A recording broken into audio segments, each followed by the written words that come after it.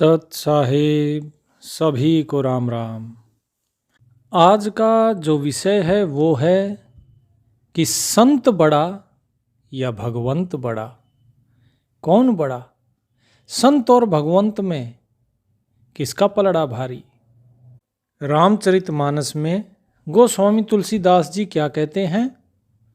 गोस्वामी तुलसीदास जी जो नवधा भक्ति है, उस नवधा भक्ति में क्या बताते हैं कि सातम सम मोहि में जग देखा। क्या? सातम सम मोहि में जग देखा, मोते अधिक संत करी लेखा। कि सातवीं भक्ति क्या बताते हैं कि सारे जगत को मेरे अंदर समान रूप से देखो और मुझे सारे जगत के अंदर समान रूप से व्याप्त जानो। लेकिन क्या बोलते आगे? मोते अधिक संत करी लेखा, कि मुझसे अधिक संतों को देखो, संतों को मुझसे अधिक जानो। अब यहां तो बता दिया श्री राम ने कि भाई मेरे से ऊपर हैं संत। अच्छा, कबीर साहिब जी भी क्या बोलते हैं? संखो जग परलो करे, संखो उत्पत्ति ख्याल, ऐसे समर्थ संत हैं एक खिसे नहीं बाल। कि भाई संत की महानता ये है कि वो असंख्यों सृष्टि की उत्पत्ति कर सकता है, वो प्रलय कर सकता है, वो उनका पालन कर सकता है। प्रलय, पालन और निर्माण ये संत की गोद में खेलते हैं, और ये सब करने में एक बाल भी बाका नहीं होता संत का। इतना सामर्थ्य है संत का। इसीलिए कहते हैं कि संत भगवंत से बड़ा है। लेकिन अब यहां पे पेच कहाँ फंसता है, लोगों की दुविधा कहाँ है कि अगर संत भगवान से बड़े हैं तो फिर ये अपने आप को दास क्यों कहते हैं जी? तुलसीदास, सूरदास, कबीरदास, ये सभी दास क्यों हो गए? क्यों इन्होंने अपने आप को जो है ये घोषित क्यों नहीं किया कि भाई हम ईश्वर हैं? वहीं पर श्री कृष्ण क्या कहते हैं? न मे पार्थास्ति कर्तव्यम त्रिषु लोकेषु किंचना, नान वाप्तम अवाप्तव्यम वर्त एवच कर्मणि।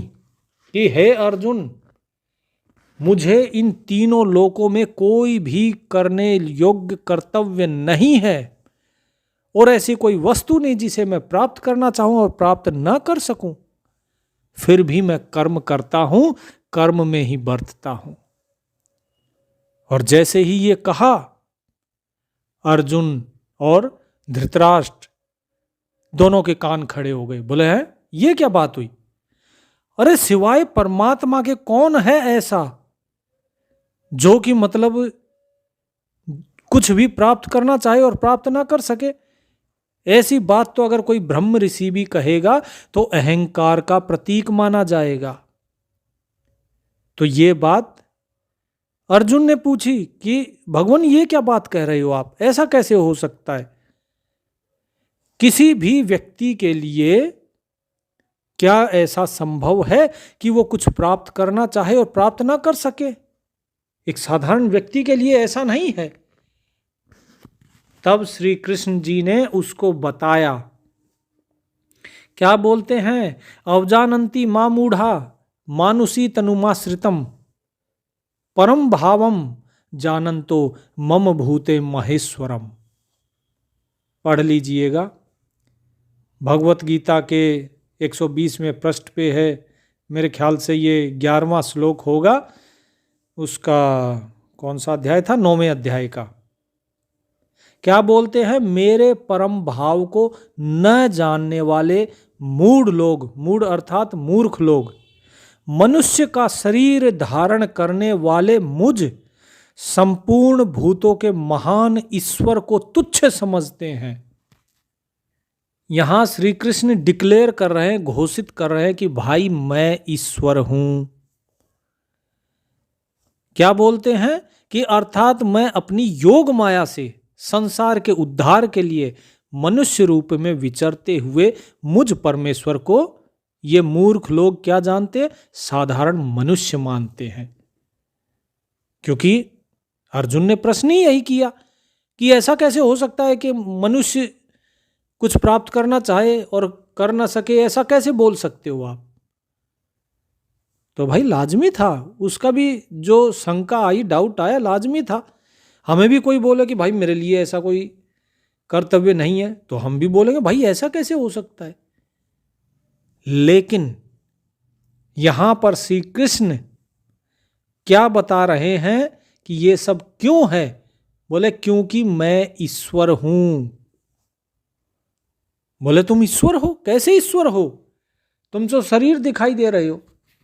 बोले मैं ये शरीर दिखाई दे रहा हूं, जो शरीर तुम देख रहे हो ये ईश्वर नहीं है। अहम आत्मा गुड़ाकेश सर्वभूताशय स्थित अहम आदिश्च मध्यम च भूतानामंत एव च। कि हे अर्जुन, मैं सब भूतों के हृदय में स्थित सबका आत्मा हूं तथा संपूर्ण भूतों का आदि मध्य और अंत भी मैं ही हूं। अब अगर ये कहते कि भाई सभी भूतों का आदि अंत मध्य मैं ही हूं, तो चलो हम एक पल के लिए मान लेते कि यहां पे बात हो रही होगी काल की। लेकिन जहां ये बता दिया कि अहम आत्मा गुड़ाकेशा, गुड़ाकेश मतलब अर्जुन का नाम है, कि हे अर्जुन मैं सबके अंदर स्थित आत्मा हूं। और कबीर साहब क्या बोलते हैं कि आत्म परमात्म एक है नूर जहूर, बीच में झाई कर्म की ताते लागे दूर। कि भाई आत्मा और परमात्मा दोनों एक ही है, अलग नहीं है। बीच में कर्म का पर्दा पड़ा हुआ है। इस कर्म के पर्दे के कारण, अज्ञान के कारण लोग आत्मा और परमात्मा को अलग देखते हैं। ये चीज यहां पे साहिब बताते हैं। अब इसके बाद जो सेवक का अंग है उसमें कबीर साहिब जी क्या कहते हैं कि कबीर कुत्ता राम का, मोतिया मेरा नाम, गले राम की जेवड़ी, जित खैचे तित जाऊं। कि कबीर जो है, बोले भाई वो तो कुत्ता है राम का, जैसे कुत्ते का नाम होता है टॉमी मोती, इस तरह बोले मोती नाम मान लो मेरा, और मेरे गले में तो उस राम नाम की जेवड़ी पड़ी हुई है, रस्सी पड़ी हुई है, और जहां खींचता है मेरा मालिक मैं तो वहां चला जाता हूं। तो करे तो बाहरूं, दूर दूर करे तो जाऊं, ज्यों राखे त्यों ही रहूं, जो देवे सो खाऊं। बोले वो बुलाता है मुझे तो करके तो मैं आ जाता हूं, और जैसे ही वो मुझे भगाता है दूर दूर करके तो मैं चला जाता हूं। जैसे मेरा परमात्मा, जैसे मेरा हरि मुझे रखता है मैं वैसे ही रहता हूं, और जो देता है वो खाता हूं। अब इसके अंदर साहिब क्या कह रहे हैं, यहां पे साहिब बता रहे हैं कि भाई मैं तो उसका सेवक हूं। यहां कबीर साहिब जी अपने आप को सेवक कह रहे हैं। एक तरफ सभी जो अवतार हैं वो कहते हैं कि भाई संत जो हैं उनको मुझसे भी ऊपर जानो, जिन्हें हम भगवान कहते हैं वो कहते हैं संत मुझसे भी ऊपर है। और दूसरी तरफ संत क्या कह रहे हैं, कबीर साहब जी क्या कह रहे हैं, बोले भाई हम तो दास हैं, हम तो सेवक हैं। तो ऐसा दुविधा किस लिए, क्या कहना चाहते हैं यहां पे साहिब, कैसे इस चीज को समझें। अब तो अब इस चीज में क्या बताया है साहिब ने, साहिब कहते हैं कबीर दासा तन हृदय नहीं, नाम धरावे दास, पानी के पिए बिना मिटे न जीव की प्यास।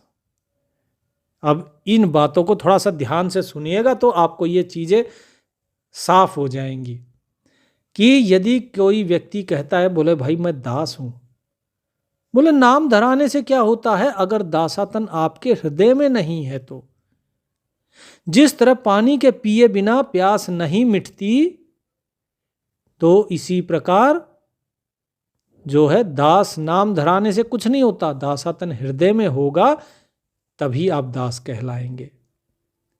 फिर क्या कहते हैं, दासा तन हृदय बसे, कबीर दासा तन हृदय बसे, साधुन स्यों आधीन, कहे कबीरा दास सो, दास लक्षण ल्यो लीन।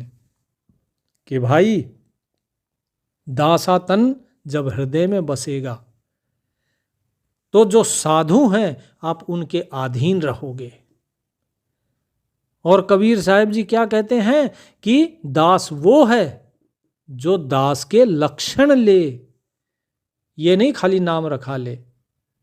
लेकिन दास होना किस लिए है, क्यों होना है दास? तो यहां पे साहिब क्या कहते हैं आगे, साहिब कहते हैं अपनी एक वाणी में कि दासा तन से दरस है, दासन हूं जे दास, और हनुमान साहित ले रामचंद्र के पास। कि भाई अगर उस परमात्मा का दीदार चाहिए तो वो दास भाव से मिलेगा। पहले भी मैं ये जिक्र कर चुका हूं कि भाई परमात्मा का नाम लो, लेकिन दास भाव होना बहुत जरूरी है।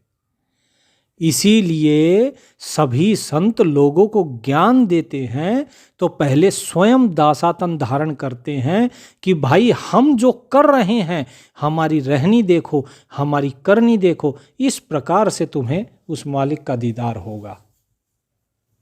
अब जो है बात आती है कि चलो ठीक है जी, मान लिया कि दासातन से मिलेंगे प्रभु, लेकिन एक तरफ अवतार कहते हैं, श्री कृष्ण कहते हैं कि मैं परमेश्वर हूं, दूसरी तरफ साहिब कहते हैं कि हम दास हैं, और दोनों एक दूसरे को बड़ा बताते हैं।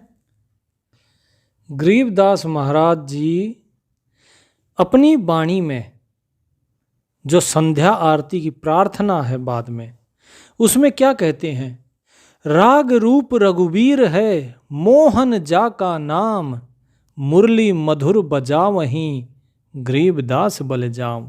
अब यहां देखिए, यहां श्री कृष्ण जी की वंदना कर दी गरीबदास महाराज जी ने कि जो है जो मधुर मुरली बजाते हैं, कौन? श्री कृष्ण। और जो राग रूप है वो रघुवीर। बोले मैं उनको बलिजाम जाता हूं, मतलब बलिहारी जाता हूं उन पे। तो अब यही तो बात है कि संत उनकी प्रशंसा करते हैं और अवतार जो है वो संतों की प्रशंसा करते हैं। अवतार कहते हैं संतों को मुझसे ऊपर मानो, और संत अवतारों की प्रशंसा करते हैं। तो अब देखिए, ये जितनी मैंने आपको प्रमाण बताए दिखाए, इनसे आप ये तो समझ गए होंगे कि भाई जो मैं कह रहा हूँ वो सत्य है। ये सब एक दूसरे की प्रशंसा कर रहे हैं, और अवतार कहते हैं कि संत हमसे बड़े हैं, और संत जो हैं अवतारों की स्तुति करते हैं।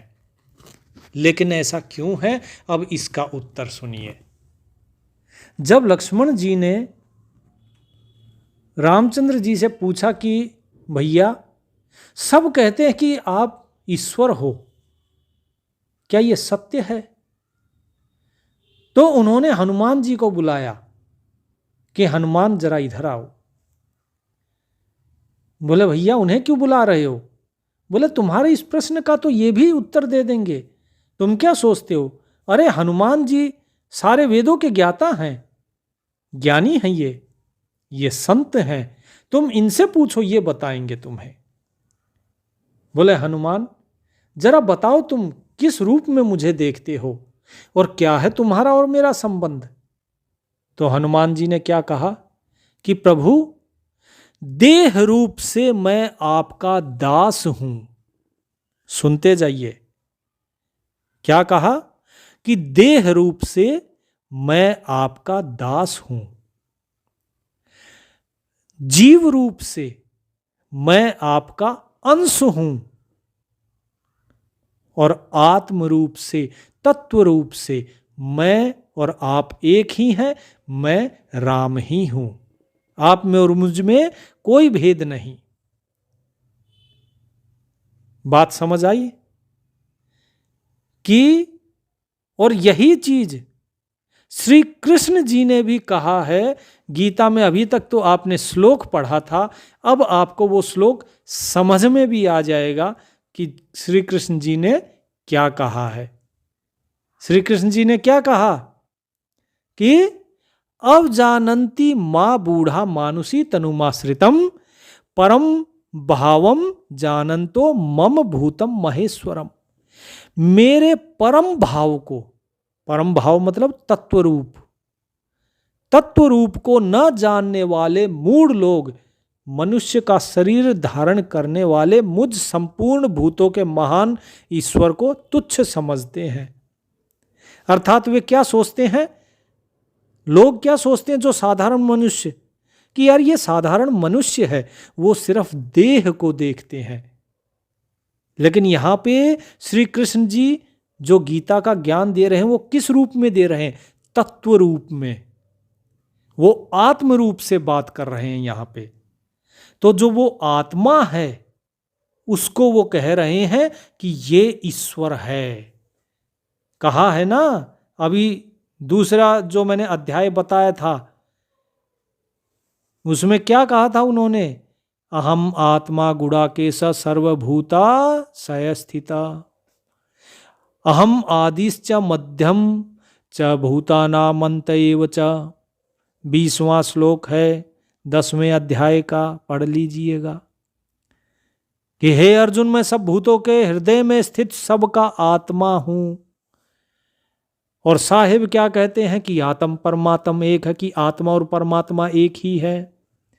तो आत्मा परमात्मा एक है तो ये सिद्ध हो गया कि जो कृष्ण जी थे शरीर नहीं, आत्म तत्व से जो थे वो परमात्मा थे।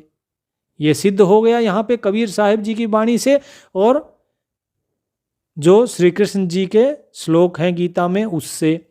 लेकिन मूर्ख लोग क्या करते हैं, उस शरीर की मूर्ति बनाते हैं, उस शरीर की मूर्ति को पूजते हैं। लेकिन ज्ञानी लोग कभी नहीं ऐसा करते। क्या कभी देखा है कबीर जी को किसी को पूजते हुए? क्या कभी कृष्ण जी को देखा है किसी पुराने अवतार को पूजते हुए? उनसे पहले भी तो कितने अवतार हुए थे। क्या श्री राम जी को अपने से पहले इतने अवतार हुए किसी की पूजा करते देखा? नहीं ना। क्या कभी कबीर जी ने या किसी भी संत ने अपने किसी ऐसे गुरु की मूर्ति को पूजा हो? गुरु नहीं, किसी संत की मूर्ति को ही पूजा हो? नहीं ना। क्यों नहीं पूजा? इसलिए नहीं पूजा क्योंकि वो जा चुके हैं इस संसार से। जो देह थी, देह के अंदर जब तक आत्मा विराजमान है तब तक वो आत्मा जो होता है उसकी पूजा की जाती है, क्योंकि वो आत्मा परमात्मा ही होता है। इसीलिए जो बोलते हैं जिंदा गुरु है, जिंदा जगदीश, ऐसा सतगुरु हम मिला है जिंदा जगदीश। सतगुरुदेव जी के अंग में आता है, बार बार आता है ये शब्द। वो जिंदा क्या है? वो आत्मा, वो परमात्मा है। उसके बारे में कहा गया है कि वो सतगुरु है। और साहिब बार बार बोलते हैं कि भाई सतगुरु कौन? बोले 4 दाग आवे नहीं उसको सतगुरु जान। क्या है पूरा दोहा? हार्ड चाम को सतगुरु कहे ये सब धुंधर ज्ञान, 4 दाग आवे नहीं उसको सतगुरु जान।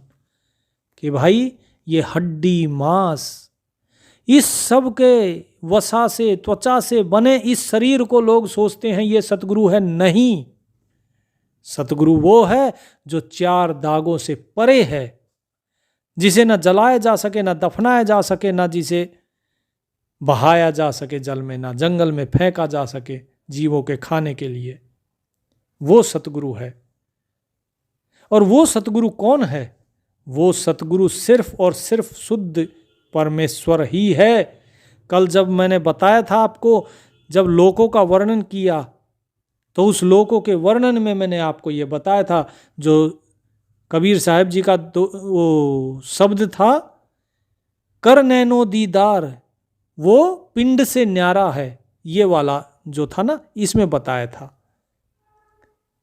कि भाई वो परमात्मा जो है वही सतगुरु है। और वो कहाँ बैठा है?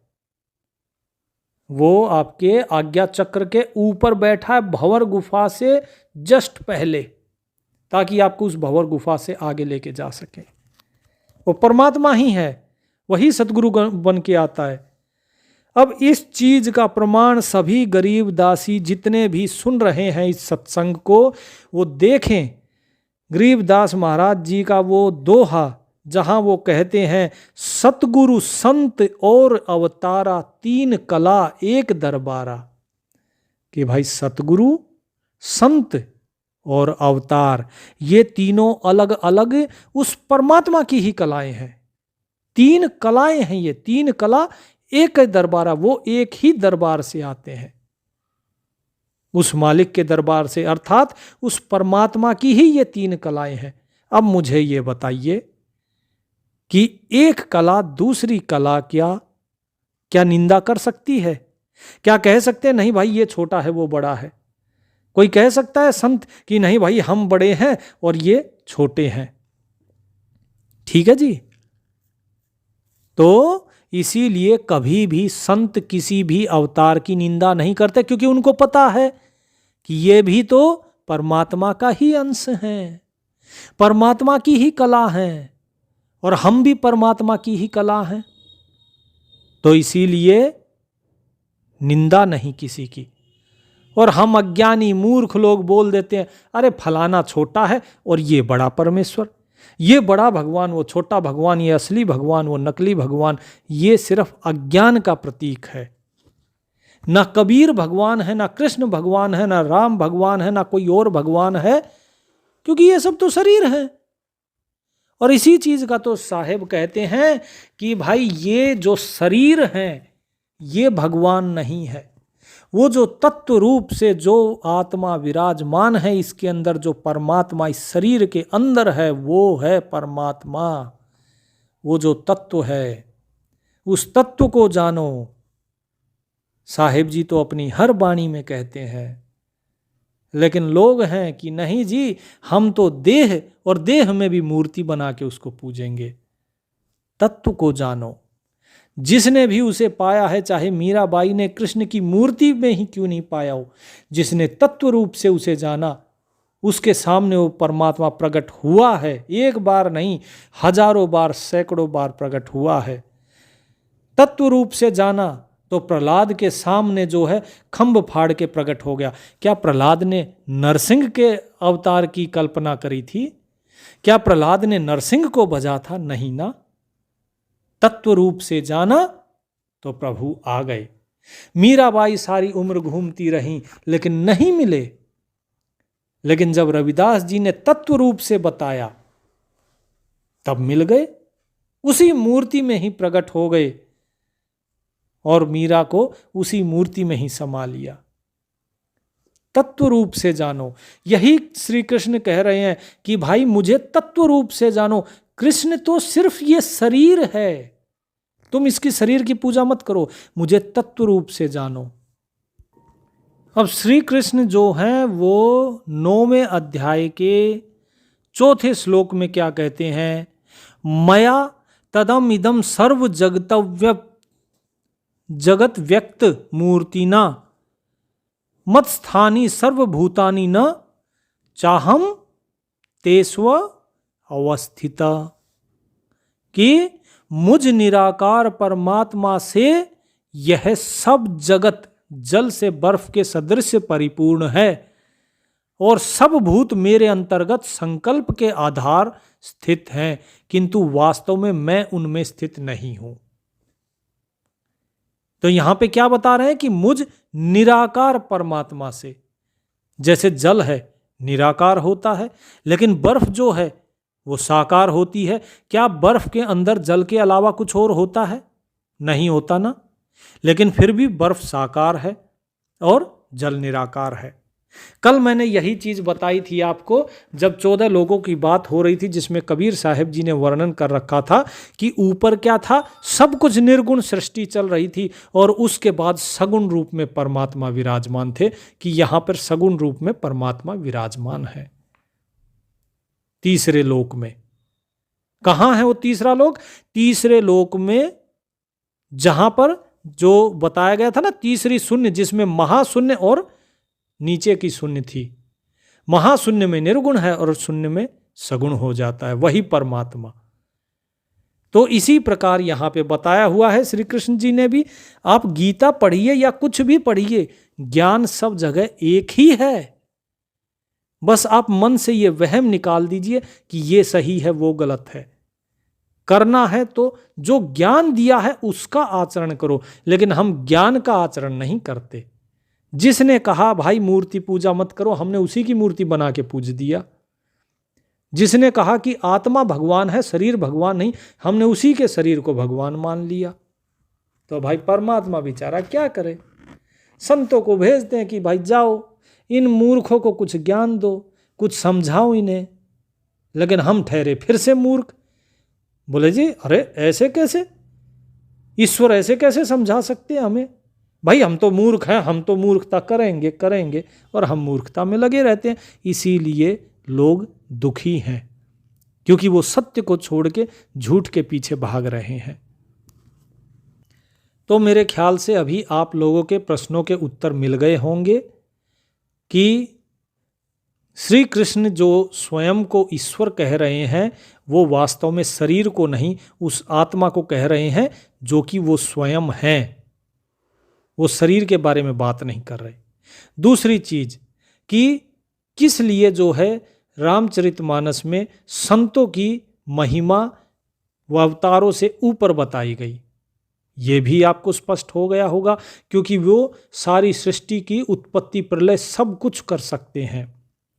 इसके बाद जो है क्यों संत अपने आप को दास कहते हैं? इसलिए क्योंकि दास भाव से ही सहजता से मुक्ति संभव है।